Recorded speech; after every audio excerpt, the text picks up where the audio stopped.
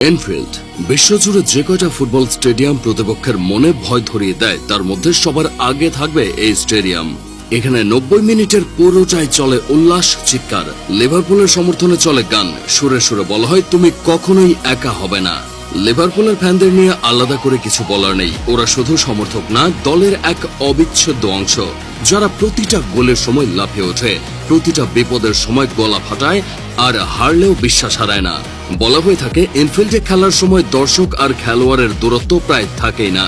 এনফিল্ডকে অনেকে বলে মৃত্যুকূপ, কারণ এখানে সে অনেক বড় বড় ক্লাব হেরে গেছে শুধু দর্শকের চাপে। যখন দলের সবচেয়ে বেশি উদ্দীপনার প্রয়োজন হয়, এনফিল্ডের দর্শকরা তখন নিজেদের দ্বাদশ খেলোয়াড় হিসেবে প্রতিষ্ঠা করেন এবং সেই সমর্থন মাঠে দৃশ্যমান প্রভাব ফেলে। অনেকে দল বলে এনফিল্ডে খেলা মানে শুধু লিভারপুলের 11 জনের বিপক্ষে নয়, পুরো গ্যালারির বিপক্ষে নামা। এখানে পরিবেশ এতটাই তীব্র যে ছোট্ট একটা ভুলেই ম্যাচ ঘুরে যেতে পারে। যেমন বার্সেলোনার মতো শক্তিশালী দলের বিরুদ্ধে চ্যাম্পিয়ন্স লিগে ঐতিহাসিক প্রত্যাবর্তন এনফিল্ডের এই ফ্যান শক্তির জ্বলন্ত উদাহরণ। রিয়াল মাদ্রিদ শেষবার অ্যানফিল্ডে গিয়েছিল জয়ের স্বপ্ন নিয়ে, ফিরেছিল পরাজয়ের তিক্ততায়। সেই রাতটা এখনো গেঁথে আছে তাদের মনে। এবার আবার তারা ফিরছে সেই অ্যানফিল্ডেই, যেখানে বাতাসেও চাপ, গ্যালারিতেও আগুন।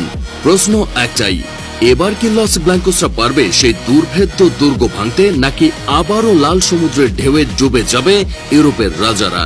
তবে সবচেয়ে বড় চ্যালেঞ্জ এবার শাবি আলোনসোর সামনে। এই ম্যাচে পরীক্ষা হবে তার মস্তিষ্কের ঠান্ডা কৌশল আর দলের মানসিক শক্তির। অ্যানফিল্ডের আলো, দর্শকের গর্জন আর মাঠের প্রতিটি মুহূর্ত বলবে কে আসলে রাজা ইউরোপের মঞ্চে।